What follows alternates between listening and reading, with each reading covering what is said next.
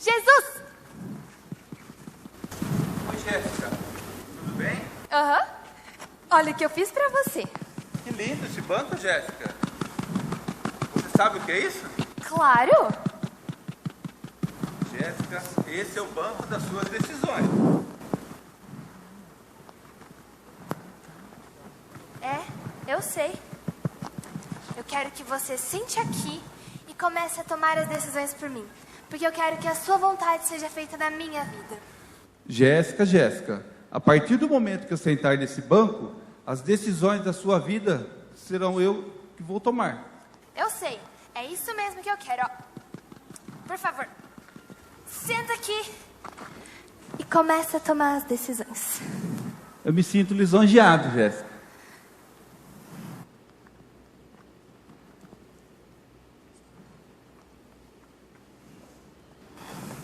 Filha! Oi, mames, tudo bem? Eu estava me preparando para te fazer um convite. Eu tive uma ideia maravilhosa. Ai, me fala logo! Peguei o cartão do seu pai e nós vamos ao Shopping! Ai, não acredito. Eu tava mesmo querendo ir pro shopping. Esses dias eu vi um tênis maravilhoso. um tênis. Aham, era um tênis tão lindo. Mas o papai não vai ficar bravo? Ele falou que era pra nós economizarmos esse mês e que as coisas não estavam muito fáceis. A gente acabou de comprar casa nova e tal. Filha, relaxa. Ai, a gente fala qualquer coisa pra ele.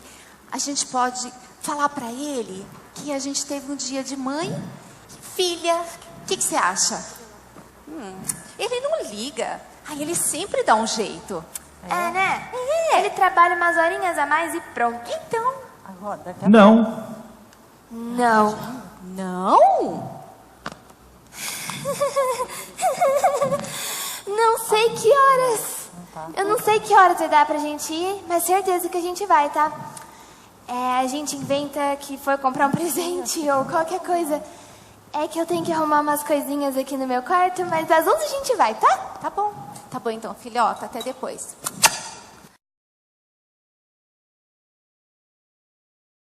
E aí? E aí, Jesus? O que aconteceu? Eu que pergunto o que aconteceu. Ah, deixa eu te contar, foi muito estranho. Eu tava aqui no meu quarto conversando com a minha mamis, quando ela deu a ideia da gente ir pro shopping juntas. Mas aí o senhor falou que não, e eu não entendi nada. Essa foi a minha decisão. Tá, mas eu não concordei. Mas qual o problema com a minha decisão? Não, a sua decisão não tem problema nenhum. Eu só também não entendi por que mãe e filha não podem passar um tempo juntas. Jéssica, seu pai pediu para vocês economizarem. Ah, mas é só um detalhe. Jéssica, se não dá, ou eu tomo as decisões por você as toma sozinha. Não, Além do Jesus. mais, seu pai vai ter que trabalhar o dobro. Ai, Jesus, eu sei. É você que toma as decisões. Só que tá sendo um pouco mais difícil do que eu pensei e o meu pai não se importa. Tá bom, vamos começar de novo? Vamos sim. Eu prometo que a partir de agora, tudo que o senhor falar eu vou fazer, ó. É isso que eu tô falando. Vai, senta aqui. Eu fiquei sabendo de uma fofoca da Jéssica. Acho que eu vou ligar pra ela. Talvez uma trollagem. Nossa, minha amiga tá me ligando. Oi, amiga, tudo bem? Oi, amiga. Eu tô te ligando pra fazer um convite imperdível. Convite? Fala. Isso. Sabe a festa da Paula? Sei. Nós vamos. E sabe quem perguntou se você ia? Quem? O Ricardo. E ele falou que ele quer um WhatsApp seu. Mentira, não acredito. A minha decisão é não. Não? Eu realmente não acredito. Ai, amiga, e me fala. Ele ainda tá com aquele carro lindo dele. Maravilhoso. Ah, então fechou, amiga. Eu não tô acreditando nisso, ó. Eu até vou com a roupa nova que eu vou comprar no shopping. Isso mesmo, amiga. Paquera novo, roupa nova. Vou passar o WhatsApp dele pra você. Tá bom, então. Obrigada. Até sexta, então. Beijo. Até, beijo. Ai, eu não acredito nisso. Eu vou sair como Ricardo, que é aquele carrão lindo dele. Minhas amigas vão ficar todas morrendo de inveja. E ainda mais na festa da Paula, a garota mais estilosa do colégio. Ai, que sonho. Jéssica, aconteceu novamente. O que aconteceu? Você está sentada no banco. Afinal de contas, não sou eu que tomo as decisões? Ué, mas não foi você que tomou essa? Ah, é. Fui eu, né? Sim, Jéssica. Além do mais, ir a esse lugar com esse rapaz não vai ser bom para você. Mas você acha que eu não devo ir? Agora você já decidiu, inclusive já mandou mensagem para ele? Não, eu não mandei. Eu ia orar antes de enviar. A igreja, ela ia orar antes de enviar mensagem. Assim como você orou quando você pensou em mentir para o seu pai. Ai, Jesus, me perdoa. As suas decisões são sempre melhores, ó. Senta aqui de novo, que eu vou apagar o contato dele. Ah, sim, vem comigo. Obrigada. Entra aqui. Filha, Oi. olha quem veio te ver. Eu vou deixar vocês sós para vocês ficarem mais à vontade, tá bom? Tá, obrigada. Não esquece do nosso compromisso, tá? Jéssica, quanto tempo? Tudo bem com você? Tudo ótimo. Então, o pessoal do orfanato queria que a gente fosse lá, levar alguns brinquedos. Então, eu pensei em chamar você. Essa aqui é a Maria, ela é do orfanato. Ela vai passar o dia todo comigo. Ah, que legal. Mas você chegou a falar com a Rosana? Então, eu não queria falar com a Rosana, porque da última vez que ela fez o palhaço, ficou meio estranho, né? Mas quando você fez, ficou muito legal. Aquele sapato gigante, aquele cabelo, ficou muito engraçado. É verdade, tia. Eu amei você fazendo aquele palhaço. Ficou muito engraçado. Vai ser sexta, o dia todo. Tia, sabia que eu vou conseguir passar de ano? Excelente ideia. É uma pena que não vai dar. Por quê? Acontece que eu tenho um compromisso o dia todo. Ah, mas pensa bem, as crianças precisam do nosso carinho. Eu concordo, é claro que elas precisam. Por isso que você vai lá para levar carinho, beijos, abraços, presentes e essas coisas, né? Ah, então tá. Ah, tia, então outro dia você vai lá me visitar? Eu vou sim. Pode ter certeza. Tchau. Tchau.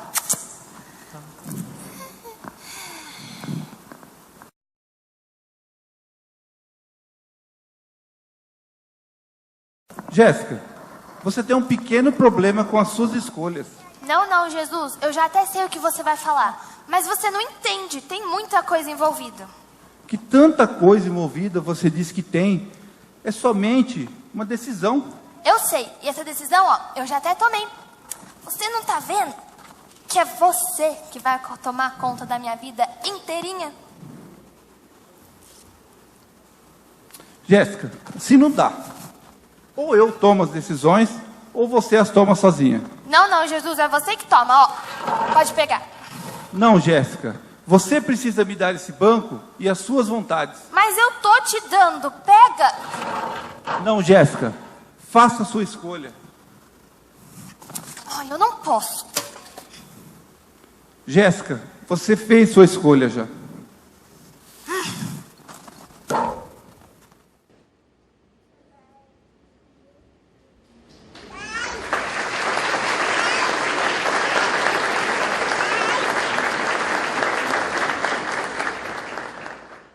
Nós estamos entrando na terceira semana da série Mudanças. E a ideia é essa mesmo, de você mudar a sua perspectiva e deixar aquele que é soberano decidir por você. Nós estamos mudando a nossa perspectiva de valores, de finanças, daquilo que Jesus chamou de tesouros. Há 3 semanas nós estamos vendo que onde estiver o seu tesouro, aí estará também o seu coração. Não tem meio coração, não tem meio tesouro. Onde ele estiver, vai estar ali a valorização. Nós vimos na primeira semana e falamos que é melhor um punhado com tranquilidade do que dois com cansaço e o perseguir de vento. E vimos que menos é mais. Semana passada nós vimos sobre o estresse financeiro e que o estresse é ruim, porque leva as pessoas à prisão, à escravidão.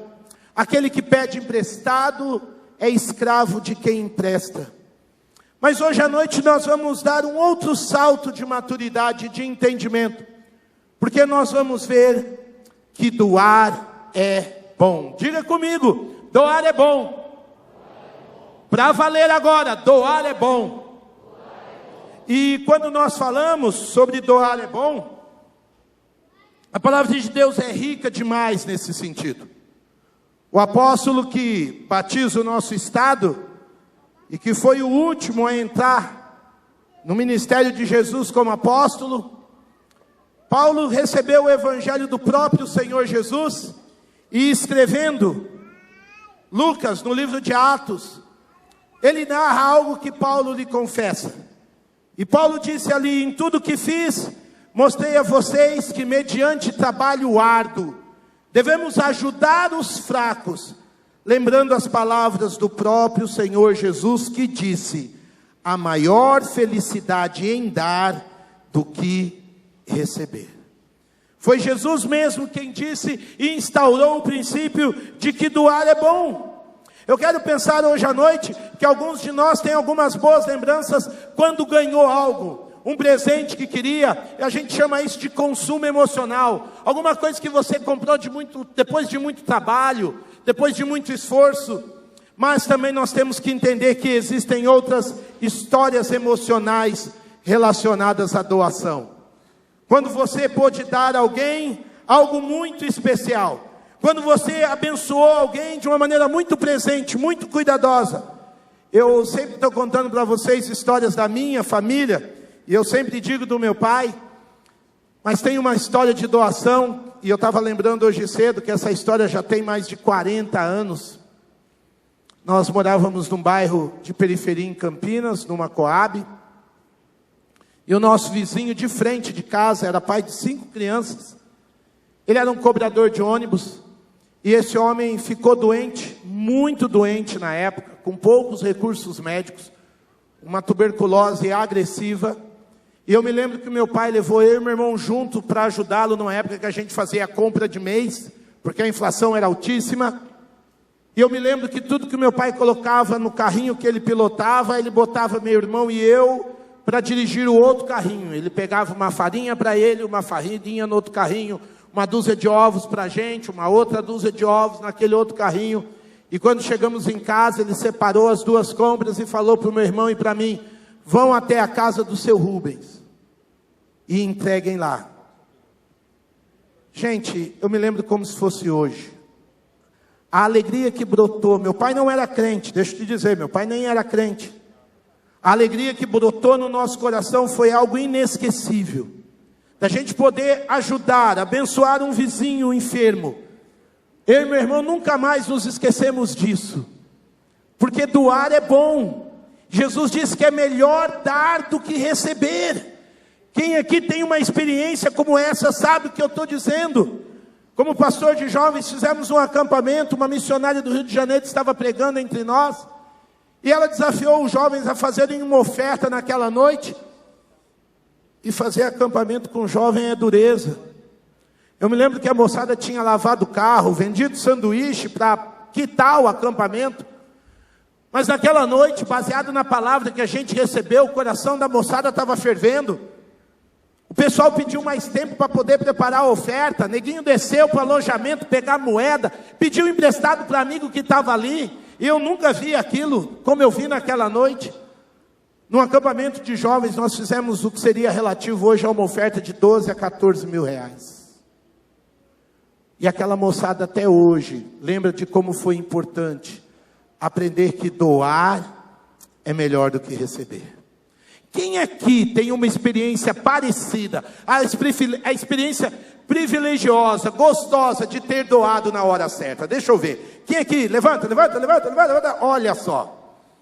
A gente aprendeu que doar é bom, amém? Vale a pena doar, sim ou não? Então a pergunta que eu tenho hoje à noite é a seguinte, baseado naquilo que Jesus ensinou. Por que a gente não faz mais disso? Por que a gente não tem mais um espírito de generosidade de uma maneira extravagante, de uma maneira liberal, de uma maneira tranquila? Por que a gente não experimenta mais essa alegria, esse sentido de ser usado por Deus, de fazer diferença, ainda que às vezes anonimamente na vida das outras pessoas? Porque doar é bom demais. A gente não pode se limitar. A gente deveria fazer disso realmente um projeto de vida. A palavra de Deus nos ensina, olha o que diz 2 Coríntios, capítulo 9, versos 10 e 11. Ele está falando que Deus, sendo aquele que supre ao que semeia o pão, ao que come também lhe suprirá, e multiplicará a semente, e fará crescer os frutos da sua justiça. Vocês serão enriquecidos de todas as formas, para que possam ser generosos em qualquer ocasião, e por nosso intermédio, a sua generosidade resulte em ação de graças a Deus. Aleluia. Não há situação ou contexto onde a gente não pode ser generoso. Eu estava dizendo hoje a quantidade de empregos que eu já ajudei pessoas a conquistarem.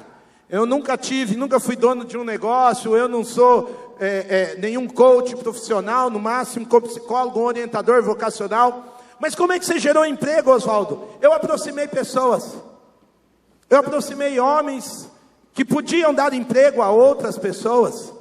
A gente pode ser generoso de diversas formas, usando da amizade, usando dos contatos, usando dos relacionamentos, porque essa é a nossa verdadeira riqueza. Paulo está dizendo, nós somos enriquecidos em todos os sentidos, e também porque assim somos, podemos agir com generosidade em todas as ocasiões.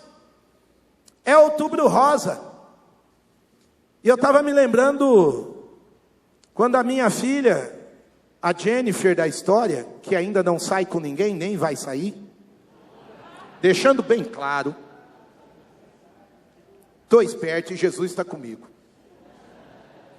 A Elô tinha que idade? 5 para 6 aninhos. Era um outubro, como é o que nós estamos vivendo, por isso que a gente usa o símbolo, para que as irmãs façam o autoexame, vão atrás dos seus exames. E a Heloíse viu uma coleguinha de escola cortar o cabelo. A Elô tinha o cabelo até aqui, caracolado, coisa mais linda. E ela chegou para a mãe e perguntou, mãe, posso doar meu cabelo para alguém que está lutando contra o câncer? Como é que você não vai ensinar generosidade no momento desse? Nós não estamos falando só de dinheiro, gente, porque nós estamos falando de uma questão de alma. Nós não estamos falando de moeda, de papel, de capital. Nós estamos falando de tesouros da vida, das coisas que nós valorizamos e que nós podemos dividir com as pessoas, em nome e para a glória de Jesus. Eu me lembro que a gente foi doar, quando ela voltou, todo mundo ficou escandalizado na igreja. Ela cortou o cabelo, porque era tão lindo. E ela mesma dava o testemunho.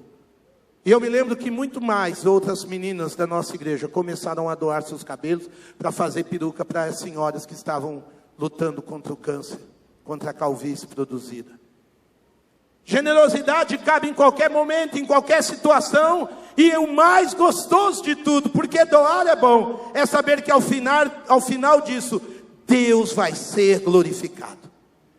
Por que nós estamos falando de generosidade, de mudança de alma, e de deixar Deus no centro das nossas decisões? Porque a glória é dele, a honra dele, o louvor é dele, as pessoas vão conhecer o Deus bom que a gente conhece.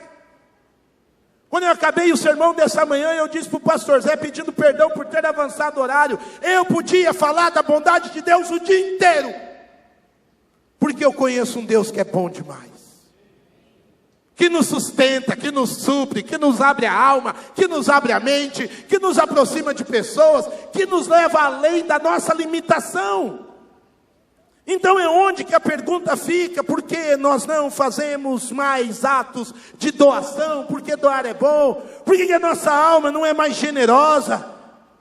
Por que doar, dar, presentear não é uma coisa que frequenta muito a nossa reunião íntima de oração diante de Deus? Por que as nossas decisões quase sempre são a nosso favor, poucas vezes em favor de outros? Eu penso rapidamente em 3 motivos para que isso possa acontecer. O primeiro é porque a maioria de nós carrega um sentimento de incapacidade. A maioria de nós acha que não é possível dar mais. Nós não sentimos que temos o bastante para dar. Alguns até dizem: pastor, eu gostaria de fazer mais, eu gostaria de dar mais, mas eu acho que eu tenho tão pouco. Querido, a questão aqui não é quantidade, a questão aqui é fidelidade. Se o seu coração está no lugar certo, você tem o bastante sim. Se você ontem e hoje comeu mais de 3 vezes ao dia, ou pelo menos 3 vezes ao dia, se você entre ontem e hoje pôde tomar um banho por dia, você faz parte de uma população extremamente privilegiada no mundo.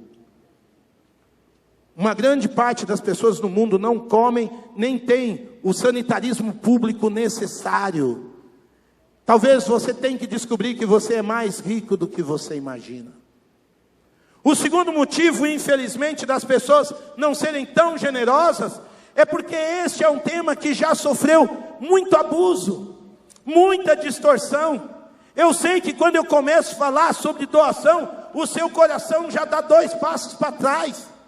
Eu e você já ouvimos coisas horríveis a respeito de dar 100 e receber 1000. De usar o nome de Deus para tirar das pessoas apenas dinheiro. Eu senti nojo quando eu vi um homem na TV vendendo uma Bíblia por R$1.000 para tentar fazer as pessoas crescerem financeiramente. E aí, quando eu estou falando desse assunto, eu sei que dentro do seu coração vem: ah, meu Deus, lá vem mais uma mensagem, eu não quero isso. Hoje à noite eu quero pensar que eu estou falando para pessoas que não são inocentes. Eu sei que eu estou falando para um grupo de pessoas que pensam, gente crítica, gente inteligente. Então eu posso falar com muita liberdade, porque eu também vi abusos. Mas vamos ser sinceros, este não é o caso nem desta igreja. Este não é o caso da maioria das igrejas que eu e você conhecemos. A maioria dos pastores que eu conheço são homens honestos. A maioria dos pastores que eu conheço são homens que vivem uma vida um pouco mais na média. A grande maioria vive abaixo da média. Você sabe que por mais que esse seja um problema social, não é o problema dessa igreja. Conheço o pastor Zé Roberto há mais de 20 anos. Mora no mesmo lugar, mesma casa, mesma família, mesma roupa. Pastora Larissa, formada em Direito, podia estar ganhando dinheiro bom fora daqui, fora desse país. Vem de uma família extremamente abençoada em Goiânia. Não é no ministério que ela vai ficar rica, não é no ministério que o Zé vai ficar rico, não é no ministério que eu vou ficar rico. Eu tenho mais de 25 anos de ministério, oficialmente 25. Só tenho uma casa financiada na Caixa Econômica, meu carro é 2012. O ministério não deixa ninguém rico não, gente. Ah, mas tem uns caras aí que tá rico, precisa ver se é pastor mesmo. Eu nunca andei de jatinho. E olha que eu já preguei nesse mundão de meu Deus. Deu para ir de busão e voltar. Hoje teve uma feira de carro antigo aqui na Avenida Brasil. Eu achei o meu 147 lá. Tinha um igualzinho, igreja. E louvei a Deus, porque o apelido do meu 147 era Bênção Móvel. Ia para cima, ia para baixo. A maioria dos irmãos, vocês sabem disso, vivem uma vida humilde. Essa igreja, você quer saber quanto eu ganho? Procura o tesoureiro, ele abre as contas para você. Quanto o pastor Zé, a transparência dessa igreja é para qualquer membro dela. Ela é protegida por uma questão de segurança social. A maioria dos homens de Deus são sérios, os irmãos sabem disso. Mas quando a gente fala de doação, de generosidade, não use os maus exemplos como referência. Os bons exemplos são maioria para a glória de Jesus. Um terceiro motivo, tão delicado quanto os dois primeiros, é a mentalidade de escassez. Tem gente que, assim como aquele patinho das histórias em quadrinhos, tem medo de dar porque acha que vai faltar. Se eu der mais, Oswaldinho, vai fazer falta. Não vai não. Esse seu ceticismo, essa sua incredulidade, ela é realmente doentia. Porque você nunca entendeu que Deus sempre vai dar o suficiente à sua vida. Dê sem medo, dê com alegria, doe com graça, doe com esperança, doe com energia, porque você se relaciona com Deus que supre. Eu vim de uma família muito pobre, mas eu aprendi nos meus primeiros anos de fé a respeito do Deus que cuida da gente, melhor do que as aves do céu. Havia um livro antigo que não é editado mais, chamado Mais Que Passarinhos, da Raquel Welch. Ela batia muito no texto de Lucas 12, 24, que diz: observem os corvos, não semeiam nem colhem, não têm armazéns nem celeiros, contudo Deus os alimenta, e vocês têm muito mais valor do que as aves. Eu espero que você entenda que se você anda com Jesus Cristo, de fome você não vai morrer. Eu espero que você entenda que se você ama Jesus Cristo com todo o seu coração, você não vai morrer de frio nu, porque o seu Deus supre as suas necessidades. A gente às vezes tem que brincar com a coisa para ver se entra na cabeça. A gente aqui está no interior gostoso de São Paulo, você já viu algum passarinho bater na sua janela com um prato na mão? Você já viu um sabiá bater o bico assim na sua janela, tipo, ajuda eu, caiu nada aqui hoje? Não! E é isso que Jesus Cristo está dizendo: você vale muito mais do que qualquer ave do céu. E a ave do céu não planta, a ave do céu não armazena, a arma do céu não faz previdência, mas o Senhor a sustenta com graça. Você acha que Ele não vai sustentar você que é filho, filha amado? Então a gente precisa abrir o nosso coração à fidelidade do Senhor antes de tudo. Eu descobri isso e eu descobri que é bom doar. Porque sempre que você dá, sempre que você doa, você vira um canal de bênção. Você experimenta a alegria e o sentido e o propósito de você poder fazer diferença na vida das pessoas. Estou falando de um ministério leve financeiramente dizendo. Em várias vezes, situações, a gente vai pregar em algumas igrejas, e aquelas igrejas simples. Estou me lembrando de uma igreja que eu fui pregar no Rio de Janeiro, em Vila Isabel. O tamanho da igreja era daqui até essa primeira cadeira, umas 40, 50 pessoas. Quando eu acabei de pregar, e lá em Vila Isabel é o berço do samba, lá no Rio. Você está pregando aqui, lá no fundo. Aí eu falo baixo, eu tinha que falar mais alto que o samba. Quando eu vi, eu estava quase enfiando eu dentro da goela dos irmãos. E preguei com alegria, com graça, com energia. Quando acabou o culto, os irmãos vieram com um envelope, que de longe eu vi que o envelope estava recheado. Eu não tive coragem, irmãos. Eu não tive coragem. Aí eu fui tentar devolver, o pastor falou: Oswaldinho, nós fizemos com tanto amor, com tanta alegria.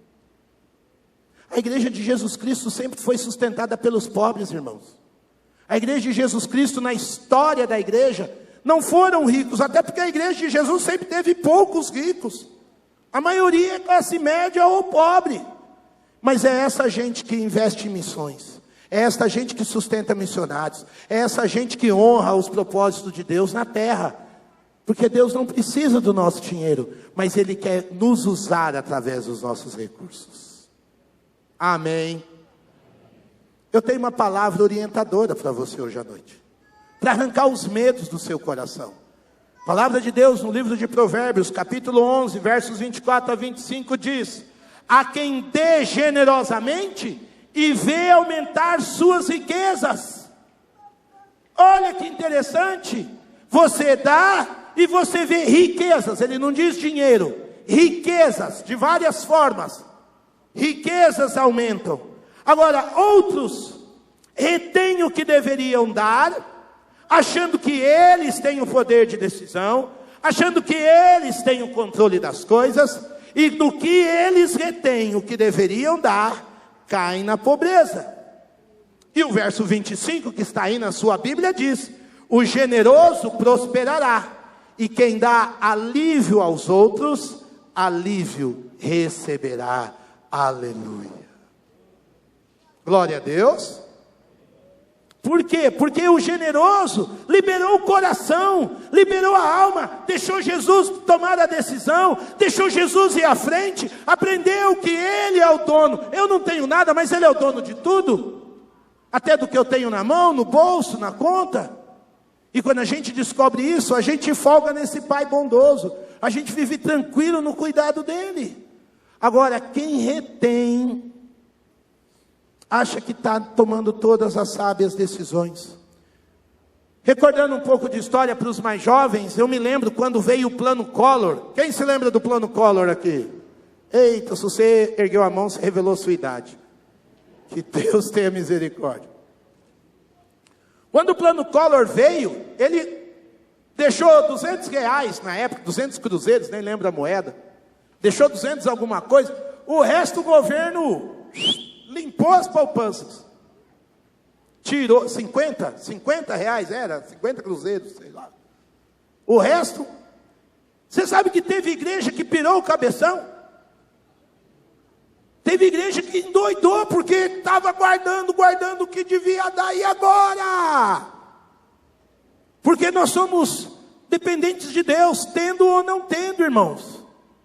Tendo ou não tendo.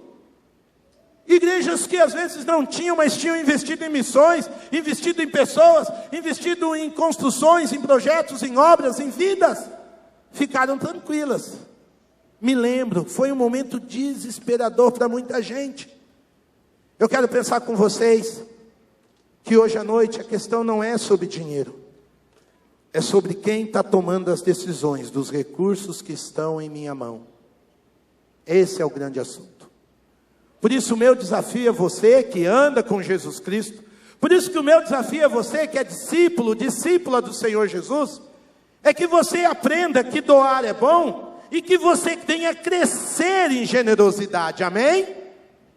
Que você venha crescer na liberação do seu coração, na generosidade da sua vida, dos seus dons, dos seus recursos, dos seus talentos, dos seus tesouros. E eu gostaria de falar de 3 situações que a gente precisa crescer em generosidade, e como a gente pode crescer em generosidade. O primeiro aspecto, ele é muito especial, porque nós só podemos crescer em generosidade, diga amém se você concordar comigo, nós só podemos crescer em generosidade fazendo a coisa certa. Abraham Lincoln disse, ninguém faz fortuna com dinheiro roubado. Amém? Nós só podemos crescer em generosidade se a gente entender o que é nosso e o que é do outro. Então a gente só pode crescer em generosidade se a gente confiar em Deus com o nosso dízimo. Dá para melhorar esse amém? Nós só podemos crescer em generosidade se a gente confiar em Deus com o nosso dízimo. Porque Ele é do Senhor, Ele não é nosso. Eu não estou pedindo para você dar o dízimo, eu pedi para você devolver, porque não é seu. Palavra de Deus, Levítico 27:30, o Senhor diz, todos os dízimos da terra, ou seja, a terra é minha. O que a terra produz, sejam cereais, frutas, pertencem ao Senhor. O dízimo da terra é do Senhor, não é seu, não é meu. Nós simplesmente consagramos ao Senhor. Não tem conversa. Dízimo significa em hebraico maaser. É aquela primeira parte de 10. É 1 em cada 10. E ele diz o texto, é de Deus, não é meu. Não é do pastor, não é dos homens, ele é do Senhor. Cabe a nós consagrarmos, como o texto disse. Consagrados são ao Senhor. Você tem o privilégio de passar pela sua mão e, como bom mordomo, devolver a Deus num ato de adoração, num ato de louvor. num ato de gratidão, num ato de confiança, numa restauração de relacionamento. Você não pode ser generoso pegando o que não é seu. Amém. Primeiro momento, a gente só cresce em generosidade. E aí, aproveitando que já é uma noite ousada para chuchu, vamos para aquele texto que os crentes correm? Hein, igreja? Vamos para aquele texto que os crentes falam: ah, não, pastor, hoje eu trouxe minha visita. Tanto salmo bonito que o senhor prega. E o senhor vai ler Malaquias 3, né? Vamos ver o que está por trás disso aqui. Porque não é algo que saiu da cabeça do pastor Zé Roberto, da minha, de homem nenhum. É algo que está na palavra de Deus, gente. Tragam o dízimo todo ao depósito do templo, para que haja alimento em minha casa. Ponham-me à prova, diz o Senhor dos Exércitos, e vejam se eu não vou abrir as comportas do céu e derramar sobre vocês tantas bênçãos que nem terão onde guardá-las. Aleluia. Quando Deus está falando aqui, você precisa entender que o povo daquela época estava num conflito com Deus. Deus está usando a imagem de abrir as comportas do céu, porque eles achavam que tinha umas portas do lado do céu. Então Deus falou: eu vou derramar chuvas, porque eles viviam numa cultura agrária. E a terra deles, quando não produzia, eles tinham que apelar para o socorro de Deus. E Deus está falando: sabe por que não está chovendo? Sabe por que vocês não estão recebendo? Não é porque não chove, porque vocês não confiam em mim. Vocês acham que se vocês que tiverem os 10%, vocês vão fazer algo melhor que eu. E não vão. Aqui, Deus está dizendo tanto que o texto diz: tragam o dízimo todo. Aqui vale para nós que somos profissionais liberais. Vale para nós que pagamos um prolabore, às vezes não do todo. Às vezes, como pastor, eu respondo a seguinte pergunta: pastor, eu trago do líquido ou do bruto? Irmão, eu gosto de responder assim: quando você ora a Deus, você pede para Deus agir com você no líquido ou no bruto? Quando você pede a Deus uma cura, você pede a cura no líquido ou no bruto? Quando você ora pelos seus filhos sair de casa, pedindo a proteção de Deus, você pede a proteção no líquido ou no bruto? Oferta na medida da sua fé, gente.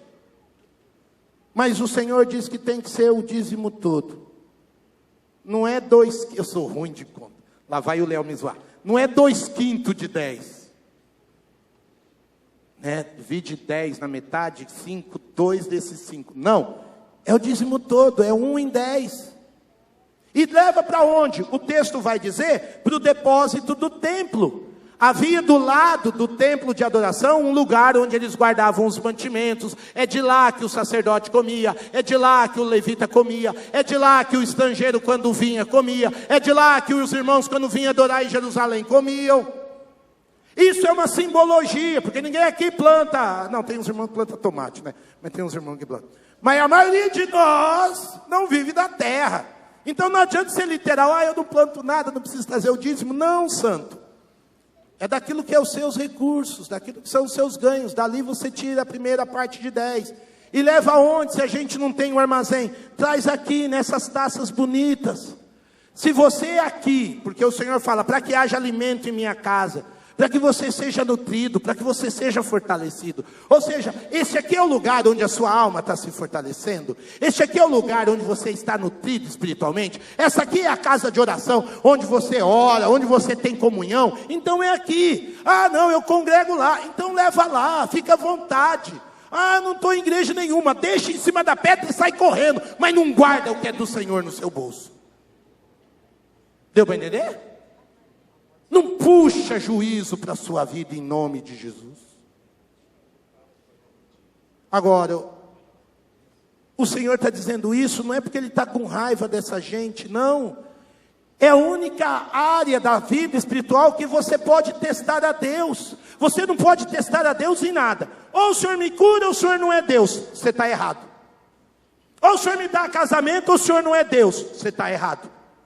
Agora, o Senhor nos deu exclusividade de fazer teste a respeito da sua fidelidade na área financeira. Hoje de manhã eu falei um negócio no fim do sermão, eu já vou trazer para cima, que é para a gente pensar. Eu quero desafiar você durante 1 ano ser dizimista diante do Senhor. 1 ano na fidelidade. Aí você conversa comigo daqui 1 ano. Se Deus não foi fiel em todos os seus aspectos contigo. Se Ele não foi fiel, eu vou dar um jeito de devolver o que você deu. Porque o Deus que eu sigo, Ele já foi provado. Não apenas por mim, mas a fidelidade dele é grande demais. Faça a prova, Ele te dá essa liberdade, aleluia. É a única área que você pode testar. Ele disse, façam prova de mim. Veja se vocês não vão entender o meu nível de cuidado. Veja se vocês não vão ver se eu sou um Deus confiável. Aí você vai dizer, mas Oswaldinho, 1º de 10 significa que eu vou ter que reorganizar minha vida, reorganizar meus gastos, reorganizar meu consumo, reorganizar minhas dívidas. É isso mesmo. Por isso que a nossa série chama... Porque o grande chamado é você reorganizar a sua vida em torno da graça de Deus. Você adorar a Deus com a primeira parte e confiar os outros 90% também aos cuidados de Deus. Aí alguém vai dizer, mas Oswaldinho, o dízimo não é coisa do Velho Testamento? O dízimo não é coisa da lei? Não. Abraão deu o dízimo antes de haver lei. Jacó entregou o dízimo ao Senhor antes de haver a lei. E quem diz para você que a lei não é graça de Deus? Quem providenciou a lei para os homens foi a bondade e a misericórdia de Deus. Você nunca leu na sua Bíblia, 1 Timóteo capítulo 1, verso 8? O apóstolo Paulo ensinando que a lei de Deus é boa quando aplicada. O problema da lei é que ela não nos salva. A lei não é boa para a nossa salvação. A lei entra como nossa condenação. Agora, os princípios por trás da lei são bons. Não matarás, não roubarás, não farás falso testemunho. Esse é o princípio de valorização da vida. E o dízimo? O dízimo, eu queria ser judeu nessa hora. Sabe por quê? O judeu tinha que dar no Velho Testamento, quanto para Deus mesmo? Quanto? Quanto, gente? 10%. Aí veio Jesus. E aí quando Jesus veio, a gente teve que entregar todo o nosso coração para Ele. Paulo diz que nós somos servos, escravos de Jesus. Eu sou descendente de escravo. E eu aprendi que escravo é dono do quê? Escravo é dono do quê? Se o Velho Testamento diz que a gente tinha que dar 10%, você sabe quanto que a gente tem que dar no Novo Testamento? Pode dizer quanto? Põe em número, quanto? Deu vontade de ser judeu agora? Se nós somos escravos de Jesus, tudo que nós temos é dele. Nós não temos direito a nada. O Senhor que tem misericórdia de nós e nos coloca como mordomos. Nós ainda na igreja falamos de dízimo porque isso é histórico. A igreja neotestamentária usou o dízimo como uma medida. Mas você pode dar 30%, irmão, fica feliz. Você pode dar 40%, que Deus te dê muito para você dar 50%. E é bênção na sua vida. Amém? Então é uma medida porque quem tem pouco recurso pode dar 10, e quem tem muito recurso também pode dar 10. Isso foi algo que a igreja cristã na sua história adotou. Por isso o Senhor disse, faça a prova de mim para ver se eu não vou abrir as janelas do céu, as comportas do céu. Não desconfie de Deus, querido. Confie nele, e tudo mais Ele fará. Amém? Alguma dúvida você pode me procurar no final. Porque eu quero que você cresça em generosidade. E a gente começa crescendo quando a gente devolve o que não é nosso. Segundo passo para a gente crescer em generosidade. De novo, planejamento. Planeje a sua generosidade. Isaías 32:8. Mas o homem nobre faz planos nobres, e graças aos seus feitos nobres, permanece firme. Por que que nós vamos ser mais generosos? Porque nós vamos planejar. Nós vamos planejar o quê? Abençoar vidas. Nós vamos planejar o quê? Cuidar das viúvas. Nós vamos planejar o quê? Cuidar daqueles que não têm cuidado. A igreja de Jesus na história sempre foi conhecido como igreja generosa. Igreja que cuida do seu semelhante. Tudo que você possa imaginar de enfermagem veio dos cristãos. Tudo que você possa imaginar de asilo veio dos cristãos. Os romanos deixavam as suas crianças morrerem nas ruas. Sabe quem começou com esse negócio de cuidar de crianças? A igreja cristã de Roma. Se existe uma coisa que o povo de Deus sempre teve na sua índole, nos seus princípios, foi generosidade. E como que a gente fez isso? Deixando Jesus no comando, deixando o Senhor no banco das nossas decisões. Situações de generosidade vão surgir sempre na sua história, sempre na sua vida. Deus vai colocar recursos nas suas mãos, e aí você vai ter que tomar a decisão de deixar Deus usar a sua vida. Não existe generosidade sem nobreza, mas nobreza é algo intencional. Como eu vos disse, é algo que marcou a história da igreja. Por quê? Porque não é acidente. Não é acidente na história da igreja, não é acidente na minha história. Jesus disse quando teve os seus pés ungidos, o Judas também queria se corromper ali no dinheiro, falou: Jesus, a gente está derramando esse óleo aí, né? Podia ter guardado, dado para os pobres. Aí o que Jesus falou? Os pobres sempre os terei convosco. Nós sempre temos que ser generosos, sempre tem alguém precisando de um cuidado. Não é uma questão casual, veja o que eu estou dizendo. Planejar é sinônimo de obedecer. Estamos no mês de outubro. Nosso irmão Luiz contou há 2 semanas atrás de uma visita que ele fez. Como é que chama o bairro ali, Luizinho? Cadê o Luizinho? Como é que chama o bairro ali em Nova Odessa? Cruzeiro do Sul, Santa Bárbara, né? Abraçamos 15 crianças lá. Precisamos cuidar das 15 crianças. Pastor Zé Roberto vai falar no fim do culto. Nós temos o alvo de montar 300 cestas básicas. No fim do mês que vem nós vamos estar recebendo um dos nossos missionários vindo do campo. Ou seja, a todo momento nós podemos ser canal de bênçãos e perceber e desfrutar da ideia de que doar é bom. Mas para isso a gente precisa se planejar, em nome de Jesus. Disse a vocês, meu primeiro professor de escola bíblica, ele era um homem que veio da ilha de Cabo Verde, estudante no Brasil. Durante muito tempo ele trabalhava na clínica odontológica e dormia na cadeira que ele trabalhava durante o dia. Sua família não tinha recursos. Uma das últimas vezes que eu conversei com ele, antes dele ir embora do Brasil, e ele me ensinou demais, Eliseu Lima, ele dava 30% dos seus recursos em dízimos. O primeiro dízimo ele dava para a sua antiga igreja, em fidelidade ao que ele tinha aprendido. O segundo dízimo ele entregava para aquela igreja que ele estava naquele momento com a sua família, congregando, servindo a Deus, trabalhando. E ele dava um terceiro dízimo para alguma igreja da região que estava começando. Porque igrejas que estão começando precisam de apoio, precisam de recursos. E um dia eu não aguentei, eu falei: Eliseu do céu, meu coração, minha fé é pequena, como é que você conseguiu isso? Ele falou: Oswaldinho, planejando. Eu quis crescer em generosidade. E assim como Eliseu, eu conheço muitos homens e mulheres de Deus, que se planejaram para abençoar. E hoje algumas doações superaram seus próprios planejamentos pessoais. Eu não estou dizendo para você dar uma de doido hoje à noite não, meu filho. Mas eu estou dizendo que Deus pode e deseja usar sua vida. Mas você tem que deixar Jesus tomar as decisões de generosidade.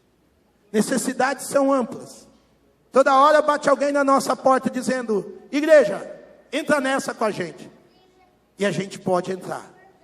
Eu tenho que dar uma estatística muito delicada aqui agora. Na maioria das igrejas evangélicas do Brasil, apenas 40% dos membros são dizimistas.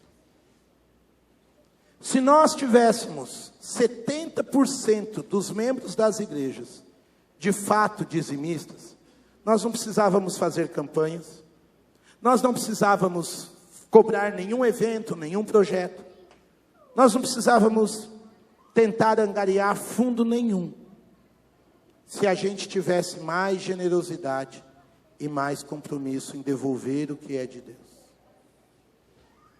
Vamos mudar esse jogo? Em nome de Jesus? Vamos mudar esse jogo? Em nome de Jesus? Sabe por que eu digo isso? Porque o tempo da generosidade, e esse é o terceiro momento para você crescer, o tempo da generosidade é agora.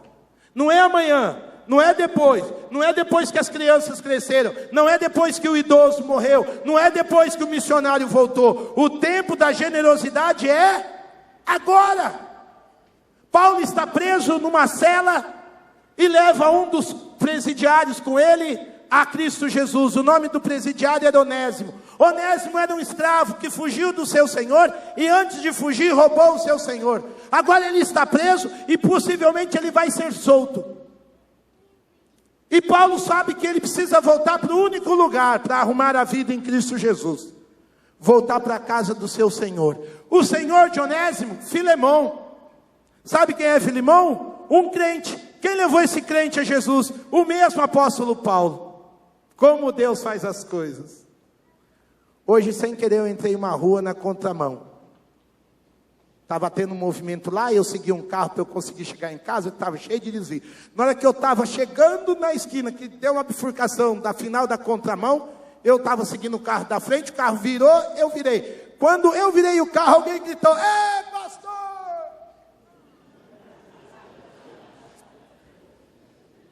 Eu falei: acho que eu estou errado. Não tinha ninguém na rua, eu segui no carro. Deus faz essas coisas com os crentes. O Onésimo fugiu, roubou, fugiu, foi cair na cadeia. Quem está lá? O pastor Paulo. Quem que é amigo do pastor Paulo? O ex-patrão do Onésimo. É Deus, não é? Aí o Onésimo precisa sair da vida do crime, precisa voltar para Deus, precisa endireitar a vida. O que Paulo faz? Escreve para Filemão. Tem um livro na sua Bíblia. Tem uma carta na sua Bíblia só a respeito dessa história, de que a generosidade é agora. E Paulo então escreve a Filemão dizendo: Filemão, eu oro para que a comunhão, e aí a comunhão é o fator espiritual, sobrenatural, essa vida com Jesus. Eu oro para que a sua comunhão com Deus, que procede da sua fé, Filemão, seja eficaz, seja rápida, seja atenta. É agora, Filemão, no pleno conhecimento de todo bem, de todo recurso, de toda riqueza, de todo tesouro que você tem, que nós temos em Cristo.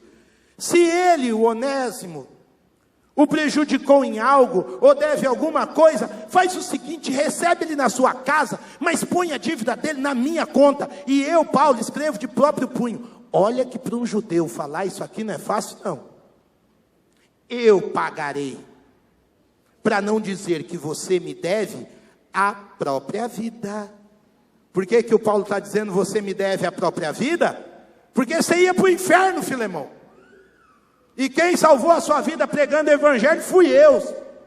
Então agora, com a mesma generosidade que Deus agiu na sua vida, é agora o tempo de você agir com generosidade na vida do ex-escravo, que agora é teu irmão em Cristo, agir na vida do Onésimo.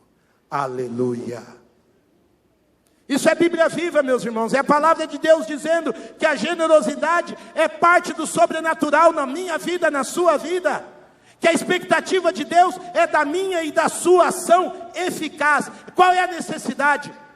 Quem é que a gente precisa cuidar? Quem é que a gente precisa amar? Com quem que a gente precisa ser generoso? Agora, nesse momento. E aí o apóstolo Paulo dá a ele mesmo um exemplo. Por quê? Porque Deus é bom, porque doar é bom. Então é hora da gente agir com generosidade. Estou eu lá na igreja, Projeto Raiz de Ribeirão Preto. A diaconia montou uma cozinha maravilhosa para juntar a igreja, fez uma cantina especial, falou: pastor, nós vamos fazer um queijo, como é que chamava lá? Queijo quente, não, carne quente, não lembro o nome do lanche.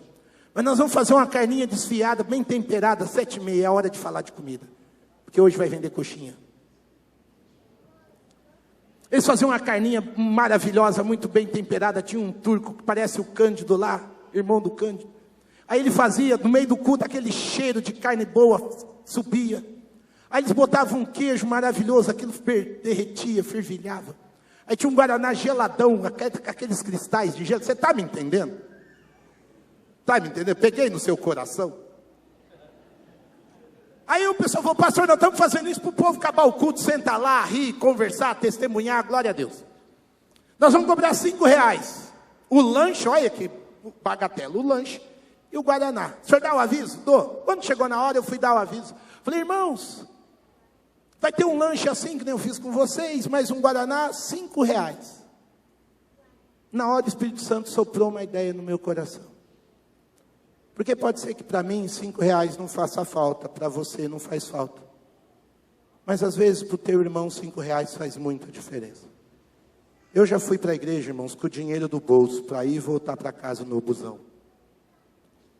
Na hora que eu pensei isso, o Espírito Santo soprou uma ideia em mim. Eu falei, irmãos, é o seguinte, é para todo mundo descer e comer. Se você veio para a igreja sem um recurso, deixa eu te dizer, eu criei uma conta lá. Aí os diáconos olhou para minha cara assim. Falei, eu criei uma conta, tem a conta do pastor lá. Se você veio sem recursos, não quero que você saia dessa igreja sem comer. Põe na conta do pastor. E orei. Que se a igreja inteira colocasse, a diaconia ia me fritar no óleo quente. Aí o povo desceu, tinha uns irmãozinhos lá, que eram ex-moradores de rua, congregando com a gente. E o povo desceu e foi festa, menino correndo, alegria. E eu por dentro, Jesus me ajuda. Aí eu cheguei na irmã Nancy, diaconisa, tesoureira, falei, e aí Nancy, como é que está a conta do pastor aí? Ela falou assim, Oswaldinho, você tinha uma dívida de R$15. Falei, só?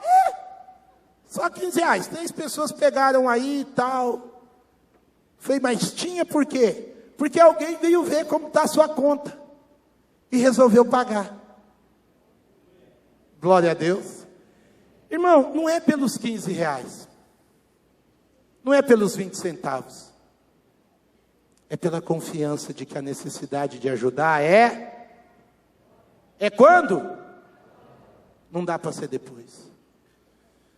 Eu poderia dizer muito mais para vocês, meu tempo acabou, mas eu só preciso dizer, seja fiel a Deus. Não seja fiel à igreja apenas, seja fiel a Deus. Se você for fiel a Deus, a igreja vai estar feliz, irmão. Se você levar a sério e não brincar com Deus, a sua oferta, por menor que ela seja, o seu dízimo, por menor que ele seja, Deus vai honrar a sua vida, o seu testemunho, e essa igreja vai ter recursos para ajudar quem precisa. Seja fiel ao Senhor. Você pode não gostar de mim, você pode achar que eu falo alto, você pode não gostar do Zé, você pode não gostar, mas seja fiel a Deus. Os homens passam e a fidelidade de Deus permanece.